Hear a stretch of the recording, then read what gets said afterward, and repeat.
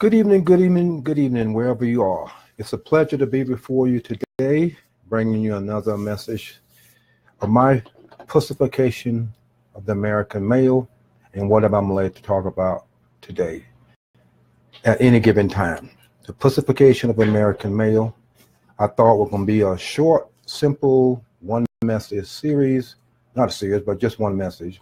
And then as I got into it, I see where I can expound on it more and more by bringing interesting things that will bring you to the site and allow you to think for yourself. Excuse me.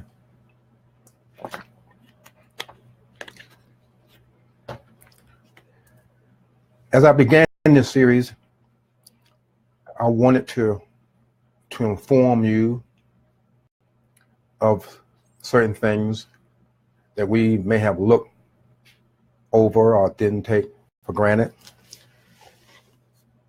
And so we have to put a face to a lot of these messages that I put out. So let me be the first to put my face on the messages, because anything that I talk about or bring to you, I look at it as Me Too. You can say it's a Me Too moment for men or a Me Too moment from you for you. We all should have a Me Too moment where we are doing things, we are behaving a certain way, and we need to examine ourselves and sometimes bring ourselves to a conclusion that we need to change. As I mentioned in the last message, I spoke about our self-assessment and self-examination. Let me briefly touch over that again. Self-assessment is looking at oneself in order to assess what is important to you and what identifies you. If you out there saying you got to get the latest CD or latest music or latest soundtrack or latest whatever, or latest pair of shoes, jeans, clothes, pocketbook, until you get those items, you're not anyone or you don't feel complete, then you're looking in a wrong, what I would call a wrong. You should not look at things to identify yourself with. Yes, it's nice to have those things, but it should not be, if I don't have the latest Air Jordan shoes, I'm not complete, or the Jordan, the Louis Vuitton pocketbook, you're not complete, then something is wrong. We all must begin to assess ourselves, as I will call, do a self-examination on our belief. Where are our beliefs coming from? Lies or truth? There's only two, lies or truth. It's not, what I can make up for today is lies or truth. Where are our motive and our behavior is coming from? We must examine our conducts and see if it's harmful to self, see if it's harmful to others. And when we realize that we are walking a tight line down the road of it's not my fault, it's somebody else's fault, then we are in trouble. We all, you and I, your friends, your family, everyone, do throughout their day, do some form of self-abuse, verbal abuse among themselves, to their friends and family members. Welcome, Stephen Weaver.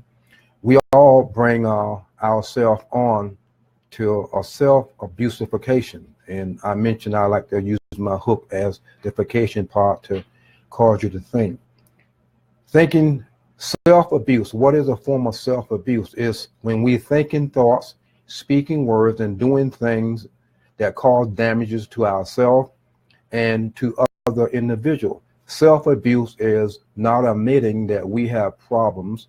So some people will take to alcohol, illegal drugs, fornication, adultery, illicit sexual acts and behavior. They will find something, what I will use the term, numb the pain. They don't want to admit to their friends and family members that they have issues, so they will do things to ease the pain. It may ease the pain temporarily, but it will eventually come back. And they will, I use the example, alcoholic. A person will drink a little bit of alcohol to make them relax and it put them to sleep. And sometimes the alcohol will make them, as one would say, reveal the real self of the individual. So an individual who drink alcohol may take a sip,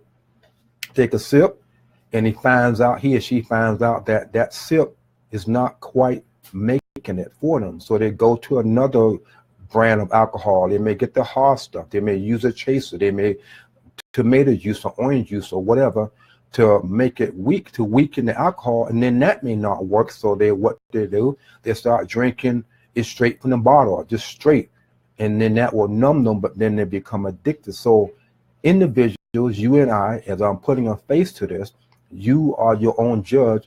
You should look at yourself and say, am I abusing myself by the things I'm saying and doing, even though it benefits me or it benefits someone else? We must come to terms with self to realize that we are self-abusing ourselves with the things we say, the things we do, even the friends and the people that we hang around with will exercise some type of abuse on us, or we will abuse them in what I call self-talk. You know, self-talk is where we feel we don't fit in unless we become what our friends are. We see teenagers, young people will move into a neighborhood, and in order for them to fit in the new clique group at school or in the neighborhood, they begin to self-talk themselves into, well, I'm not no one if I don't, not anyone unless I join this gang. No one wants to associate me because I'm too smart, so they pretend they're dumb. They begin to go undercover.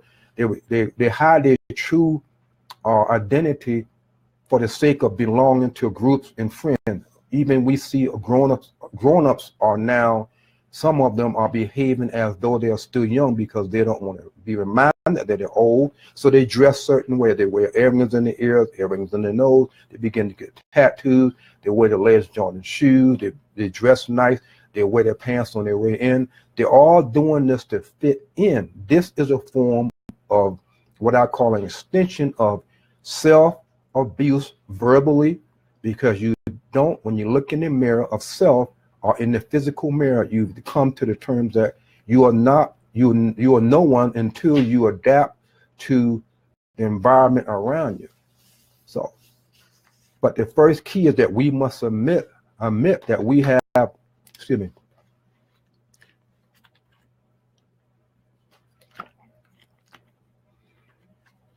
when I was preparing this particular message, I could see myself throughout the message. And what I learned by doing these particular series, it helped me. Two things I had to do. I had to admit that I saw myself in the message I was preparing. I had to agree that what I was putting on paper was actually something I have done, considered, or still doing. And what is I'm going to do about it? Some may go away easy. I may ignore it. I may pretend it's not there, or whatever solution for that moment. I am still responsible for the things I do. So as I prepared this particular message, it reminded me of my behavior, which I will share my own experience. Again, what I call putting a face to the messages that I have prepared, putting a face to your message, putting a face to your lifestyle, the things you're seeing, the things that you are doing. When we put a face on things, it becomes more clear and straightforward to us. We can read newspaper, magazine, look at television shows, and really might not even touch us. But if they say something or we read something that applies to us, then what will happen? It may have a greater impact to cause us to do this or to do that, and we may even change. So everything that I'm going to share with you, going to be, I'm quoting this as a part one of probably maybe more. Well, I know going to be more than 2 or 3, because as I got into it, I see where I can expand on it in other areas to show you that verbal communication is very subtle, and we all do it depending on what we want from it. Children do it, parents do it, mother, father, brother, sister, everyone behave in a bad way when they think it's normal. As I said, it applies to me and you. We are not excused. It's not the other person's fault. We need to begin to take responsibility that we are at fault, regardless if the other person refuses to. We must take responsibility for the things that we say and do, regardless of what the person do. If they don't respond the way we respond to them, so be it. We are responsible to do the right thing. And no one do not like to be told that they are being a very in a marriage or any relationship, on a job, or even talking to a stranger. No one wants to be told that they are verbally abusive. It may come as a surprise to them. And why would it be? Because they have never heard it, or they fear retaliation if they were to share it with someone close to them, so they remain silent.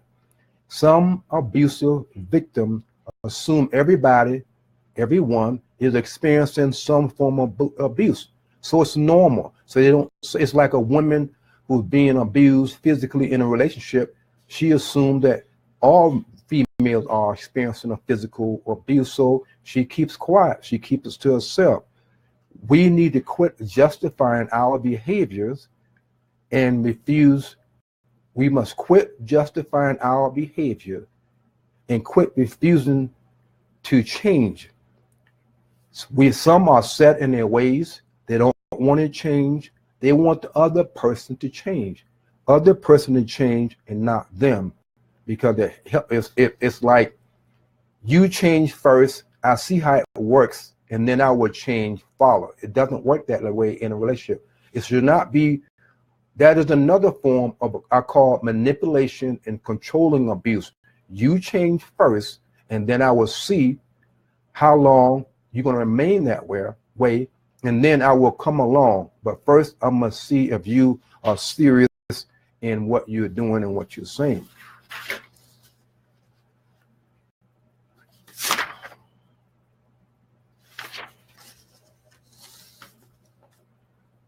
To say I love him or her, he makes me feel good, she makes me feel good, is not a reason to tolerate abusive, verbal abuse, not even physical abuse in any form of relationship.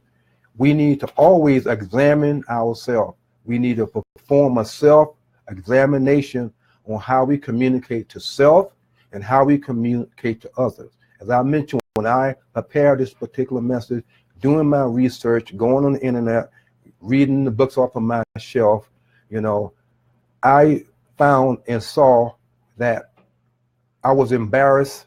I thought I knew it all, not knew it all, thought I was doing the right thing back in the day, as we will call it, thought my communication skills was good, or how I responded to girlfriends, relationships, and wife and kids and children, even strangers. I realized that I was actively performing verbal abuse on myself, verbal abuse on those who I just mentioned. We all are doing some form of verbal abuse on our loved ones, our husbands, our wives, our children, our in-laws, everyone that we come in contact with, no matter how subtle it may be, is some form of self-abuse, self-verbal abuse, and also verbal abuse on the person. We all should agree that our behaviors are formed from our family upbringing. A parent, a single mother, nothing against single mothers, will raise their children based on what they thought was right, what they saw and heard from the media resources, and they applied it in their relationship. It may work for a while, but it's not right when someone comes to you and reveal to you that what you are doing is not good, and you need to begin to do the right thing on how to communicate. So when I saw myself in this particular message, I said, wow, you was something else. You was off the chain, man. You was just, and it's hard. I learned when my ex days as a law enforcement officer, you got to be a doctor, lawyer, psychologist. You got to be all these professionals wrapped up to the one. So I'm not coming to you from what I read in the book exclusively. I'm coming to you from what I read in the book, my own work-related experiences, my relationship with family members, wives and girlfriends and whatever. I'm coming to you from that perspective. It's better to come from what you experience, what you are doing, than to say exclusively out read this in a book, it doesn't really have an impact, because when you come from an impact position, then you point out your heart and you revealing your sins, if you want to use that term. You're revealing how you are, how you have behaved in the past, and what you tend to do about it in the future. So it's hard for any man or woman, especially if they got it made or got money or got a house or got a car or whatever they use to identify themselves with. It's hard for those individuals to say, I have an issue, I have a problem, I have a communication issue, because I see it's wrecking my life, it's wrecking my relationship. Family members, TVs, music, people we associate, all those things does form our verbal communication with ourselves or to others. And it's not about judging. It's not about judging. People say, well, you judging me, you judging me. No, I'm not judging you. I'm pointing out facts. And if you are truthful with yourself, you will realize that, hey, before you heard this particular message, you may have done something 2 or 3 days ago that you found out today may have been normal, but it's a form of verbal abuse to self, a verbal abuse to others. And a lot of people do not want to express themselves clearly. They don't want to define themselves as not knowing, because if they have a college degree or got some, doctorate behind their name, they don't want to admit that they have a problem, so they stay to themselves. We as individuals must recognize that even though our parents may have taught us stuff that we learned today was wrong, but it did guide us through our lifetime, we must begin to communicate effectively on how we feel, not what's in it for me, not what I need to get from them before I confess how I feel, not abuse the person because they did that to me. We must begin to express ourselves based on facts and reason, and not allow our communication to be driven by our emotions to a point where it causes us problems. It may appear to be right, but that doesn't make it wrong. Right. It may appear to be right, but it's actually wrong. Excuse me. Friendships and marriages fall apart for lack of proper communication. And I'm going to share a few of the verbal communication in this particular message. Friends and family members have went the other way, are not talking to each other right now because of form of verbal abuse. Verbal abuse is very subtle. We have pride, we have verbal abuse, we can say race, sex, male, female, who you are, who you think you are, who are you to tell me what to do. Most people don't like to be told anything about themselves unless it's good, unless they're going to get something from it, especially if it's money. They don't want to be told that what you're doing, how you're behaving, how you're communicating with me or to others is wrong. They will defend themselves. They'll do all kinds of things. And that also is a big form of verbal abuse too. We need to be free from our own very ideas that what we think is correct speaking or talking or presenting ourselves or representing ourselves. We need to begin to look in the mirror of self and say, you know what? I have behaved badly. In order for my relationship to change, I must accept that I have a problem. And if I don't know where to get the answer, I'm going to seek out the answer from someone I feel that will give me the answer. Mind intended. Always remember, whoever you seek out, make sure you seek out someone that will give you helpful information, not tell you, not take what you say and use it against you, which is another form of verbal abuse towards you.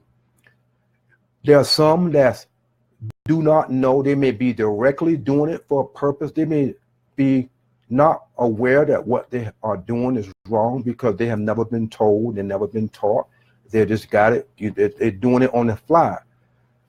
So if we look at verbal abuse, what is verbal abuse? It means maintaining control and power over someone. We can think of the types of verbal abuse that I'm going to list share with you. It's used to dominate and control. Verbal abuse is used to dominate and to control, and we use it on instinct. We use it as the air that we use it in a way of breathing in and breathing out. It has become natural. Some people has perfect verbal abuse down to a T that is so believable, is so convincing that the average person who is not prepared for it will take it as being the truth, and it's actually a form of abuse in a relationship. Verbal abuse comes from a man and it comes from a female. No one is exempt from it. The abuser feels that he has power over his or her victim. He feels that he or she has power over their victim. Sometimes they do have power over the victim for a very long time, until the victim realizes that enough is enough. And God forbid if they survive the abuse and do not get killed, that will be sad. Verbal abuse, does this mean that the partner feels put down?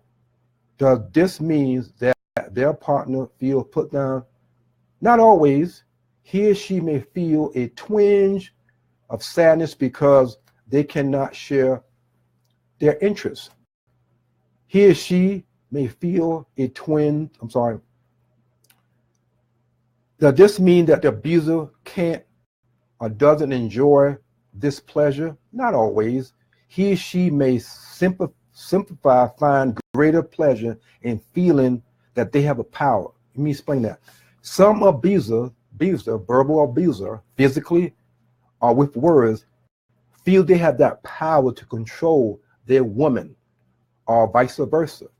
Women will experience a lot of abuse from a man, physically, emotionally, sexually, and whatever. And this may be a shock to a few. Men also experience physical, emotional abuse similar to what a woman goes through. When a woman experiences some form of abuse, it makes the 9 o'clock news, depending on who she is and the violence that she received.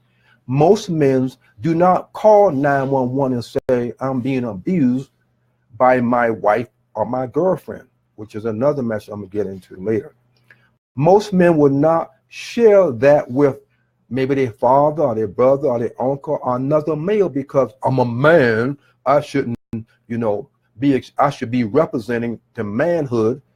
But most men are experiencing some form of verbal abuse from their lady. Why? If she's pretty, nice body, earn more of the money, all that kind of stuff, he looks the other way and he takes the emotional verbal abuse. And maybe if she slapped him a couple of times and he realized that if he leaves, he has no way to go, especially if they've been married for a long time, or the woman is just flipping it at the mouth.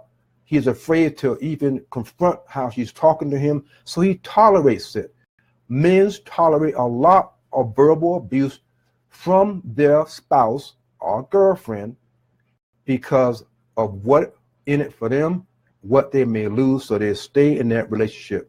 Verbal abuse prevents real relationships to take place. It's obvious that the partner, he or she, has a problem, and for the reason I mentioned, they stay in the relationship. Verbal abuse comes in the form of anger. Verbal abuse feels unsure, anxious. He or she may simply feel angry, possibly angry that he or she is feeling unsure and anxious. It's a part of being a human. When we begin to experience feelings that's not normal, we need to speak up in the right manner to our wives or to your husband, those of you who are married, or whoever you are dating. We need to begin to express ourselves clearly and effectively till there be no doubt that the person understands how we feel. But I hate to say, some don't even want to go that far. They want to do what they want to do because they have worked so far Put up, shut up, or you can get out. I don't care. I make the money. I'm the breadwinner. Who you are. I finished school. I went to college. You didn't college. You dropped out. You living off of me. I'm paying the bills here. You driving my car. I pay your cell phone bill. You know the drift. All those are a form of verbal abuse. Withholding is one.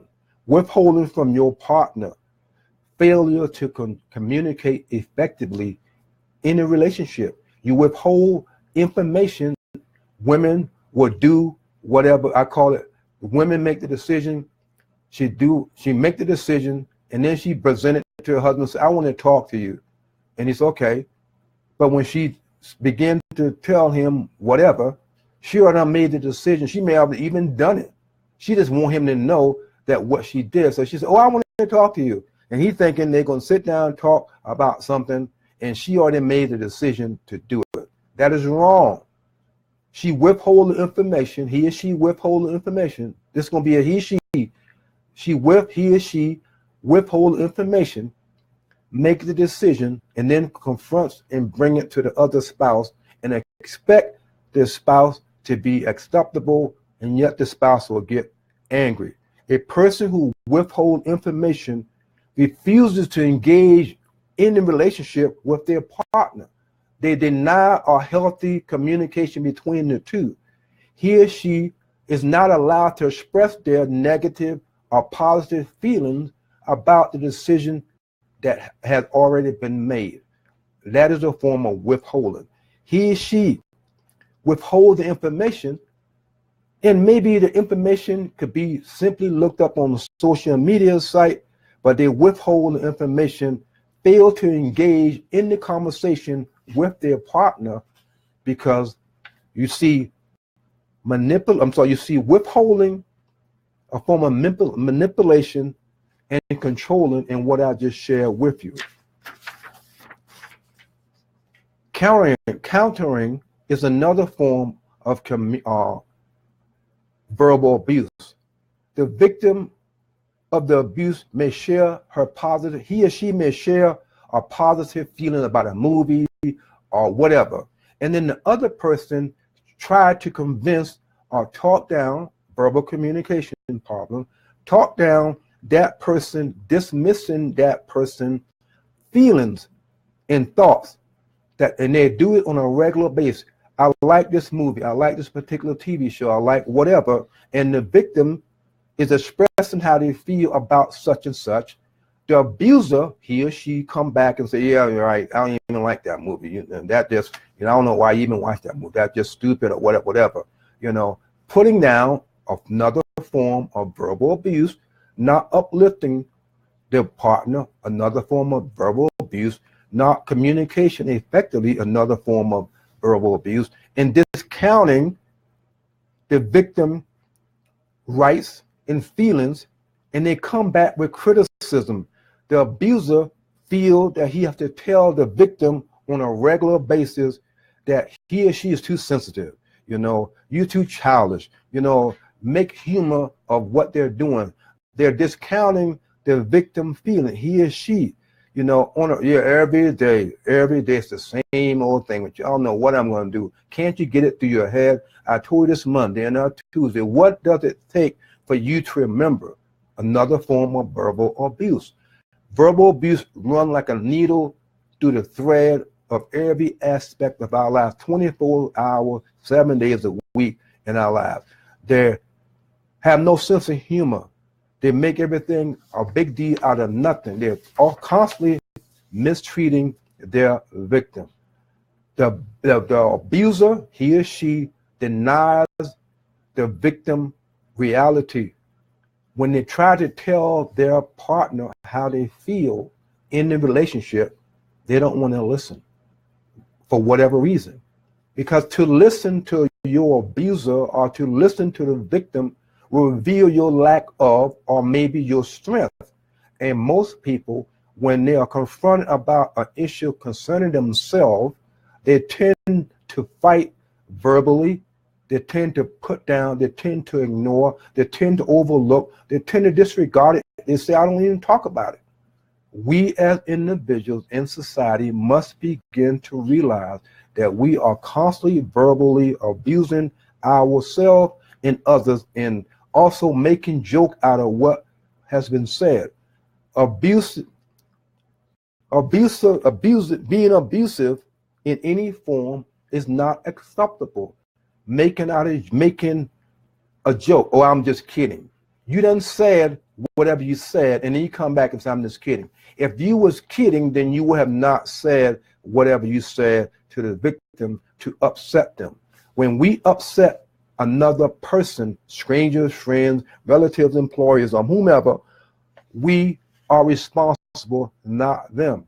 We can say, well, they caused the problem. They may very well cause the problem, but we are responsible for how we behave and how we respond to their behavior, not the other person. They may never change, but we are responsible. Blocking and diverting. Blocking, for example, a husband and wife may bring up a discussion, and the spouse don't know much about this topic because they didn't finish school, or the person they are married to or dating is much smarter or got a degree behind their name. So when that partner bring up a subject matter, politics, religion, or just a basic conversation, they may block it with some, oh yeah, what did you do today? Or, how's your job? They come up with other little things to block and divert the conversation to something that's simple. Or baby, I thought about this as a political thing. I think we need to begin to look at a political candidate, not based on what we think and feel. We may begin to look at a political candidate based on from the eyes of God. And all of a sudden, the person says, oh, baby, did you cook that meal the other day? Or baby, did you take out the trash? So they're constantly diverting the conversation, blocking it from being discussed. This is a form of verbal abuse. And they complain, and you complain, and you complain. Accusing and blaming, accusing and blaming, accusing and blaming he or she of things that's outside of their control. What I mean by that, no one has the power to control, to stop the rain, to stop the snow, to stop the fire, to stop the weather. Use that for example. So why blame your partner that you got wet up because they removed the umbrella or the raincoat from the trunk? They may have been cleaning the car out, baby, where I got wet today and I went in the trunk and I did not see it. Where, I was cleaning the car out, baby, and I put everything in another location in the trunk, or I took it out because I wasn't going to vacuum. Engaging in a conversation. But most get quick and they get mad, they get angry, and they start being blaming and accusing that, their partner has it in for them. Or they say, well, you didn't get that job because the way you looked. It may be true. Or you didn't get the job because you're overweight. That may be true. But it's how you say things, it can be abusive. We must begin to communicate. And if we communicate effectively, I wouldn't be in the position I'm in today, and you probably won't be experiencing or going through what you're going through today. Judging and criticizing. People say, I shouldn't judge. No, you should judge based on right and wrong. If I come to you and I put a glass before you and say, drink this, you should say what is in the glass, not just drink it because a loved one tell you to drink or drink whatever. And they say, judging and criticizing is similar to accusing and blaming. This is true. They are negative, and most you are never satisfied. You're always finding something to get upset. No one likes you. No one likes you. You always you. That word you can be used in a form of verbal abuse. You never amount to nothing. You're just like your dad. You never amount to nothing.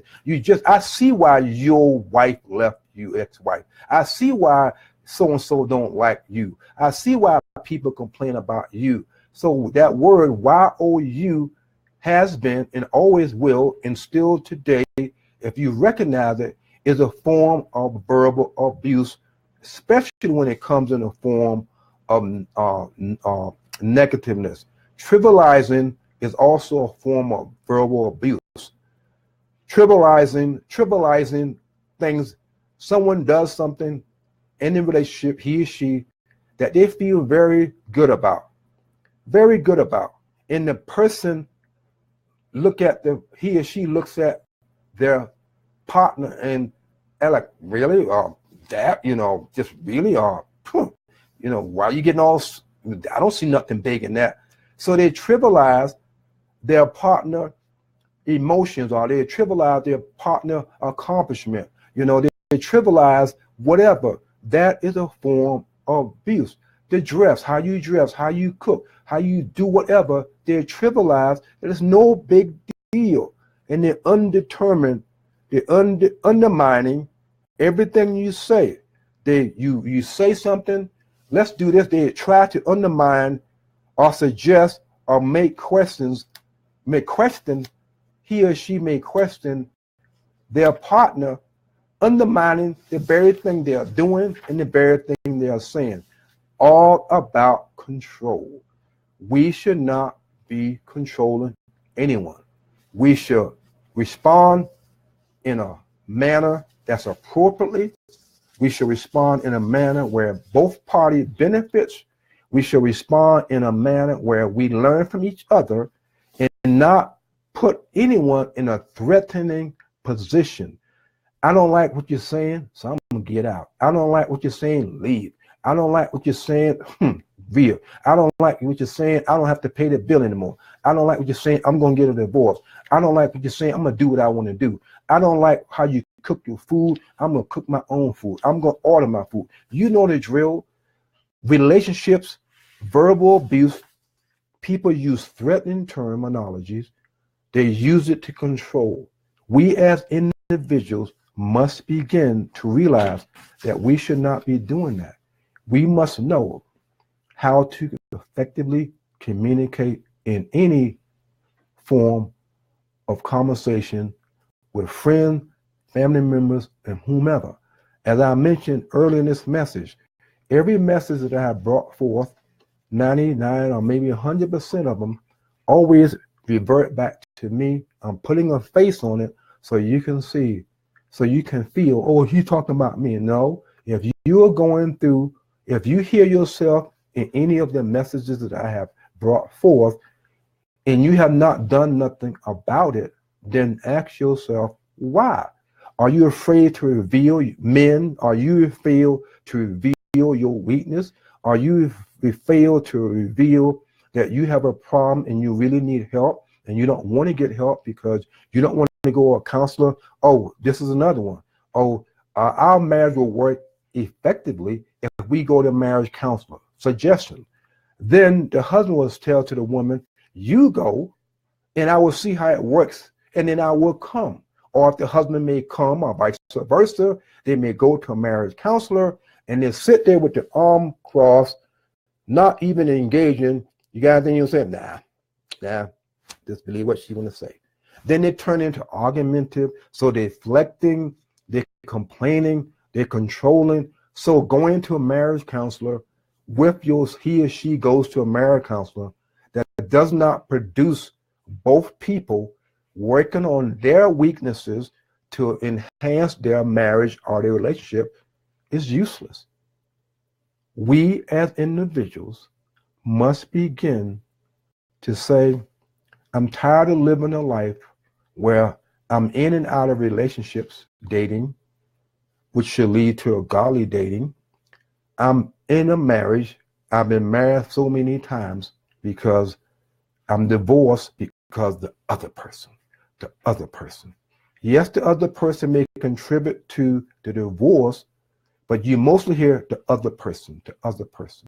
When last have you talked to someone who would tell you they're going through problems and they include themselves in it? And what I just shared with you, they divert all the problems on he or she. They complain about he or she. They accuse he or she. They blame he or she. They do everything I just mentioned and put it on their he or she. That is wrong. If you like what you heard and you enjoyed it, I recommend that you share with other family members and friends, allow them to have the opportunity to say, you know what, I'm glad I heard this because I was about to get a divorce, about to separate from my wife. I'm glad that I heard something that clicked and made me realize that I need to wake up. I will upload this on my YouTube channel. He Still Speaks Now Listen. The Hidden Tears of a Black Male is one of my channel where I put these type of messages on there. And one of them say, why you call it the Hidden Tears of a Black Male? I hear that all the time. If I'm crying right now and you see the tears down my eyes, you know that I have a problem and you want to help me in whatever way you can. How can you tell I have a problem if you see no tears coming down my eyes? By my behaviors, the things I say and do are my hidden tears that anyone who's really listening and watching will see that I have an issue. For example, an alcoholic, person with their pants on the rear end, a person who's complaining about can't succeed in life, who did not finish school, any complaints, any behavior, alcoholism, illegal drug use, any sexual behavior, anything that you can think of are what I consider the hidden tears that you don't see coming down someone's eyes, but you see it in their behaviors and you hear it from the things they say. It can come across all race. I gave a female had a book, my book called The Hidden Tears of a Black Male. You can buy it off Amazon. You can get it from me, autographed copy. I'll send it to you. And she said, Anthony, wow, did you write that? I can see you in this book because I relate some of my experiences. But what's interesting that she said to me, she saw herself in the book. She saw how she was behaving to her now fiance. She saw and was given answers to why he was behaving the way he was behaving. I said, wow. You know, I would thank her for sharing that with me. And she said, I'm a person that when I read a book, I go line by line, writing notes on how it impact me, how I see myself in it, and whatever. She said, when I finish this book, I'm going to give it to him. And another young lady I had a book. She said, this is interesting. She couldn't believe that I wrote it, but she wanted to, when she said, when I finish it, I'm going to give it to my coworker. So what's my point? You never know how much of impact you have on people when you allow yourself to be who you are. I learned from my countless of bad experiences and bad decisions.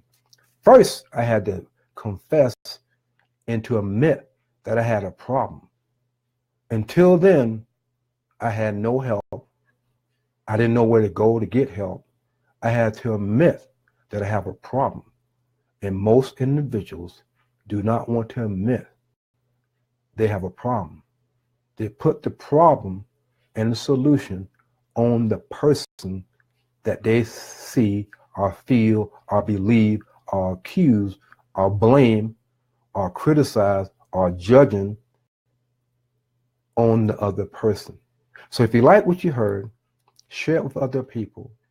Go to my website, HeStillSpeaksNowListen.org, HeStillSpeaksNowListen.org, The Hidden Tears of a Black Male, and you have the Facebook channel. Share it with individual, make a comment, and do a like, and whatever. It's not about the comment. It's not about if I'm talking to 100 people, and one person got something out of what I said, that is the one person that needs to hear the message. So I can have a lot of fake likes. I can have thousands of likes. Okay, if I have 1,000 of likes, do they like me because the content I'm giving them? Or do they like me because whatever reason? anything that we say should benefit the listener. That's what I feel. It should benefit the listener to make them think. Have no powers or control them to do it. But in the world and society that we live in today, we need to begin to start hearing inspirational, thought-provoking, educational, informative, instructional messages or topic to make it go, I need help. Where do I go? I have an issue. And if you try it for one time, it's going to be hard. It's going to be hard to admit that you have issues, especially if you're telling your wife or your husband or someone close to you. It's going to be hard. You're going to think all kinds of ways not to do it, not to say it. But once you do it the first time, it becomes more easy and easier and easier. Just like when someone commits to do a crime or to steal, it becomes hard the first time because they're bombarded with all kinds of thoughts. But once they get over the hurdle once or twice, it becomes natural. It becomes natural. So thanks again for joining. Until next Sunday, have a nice day.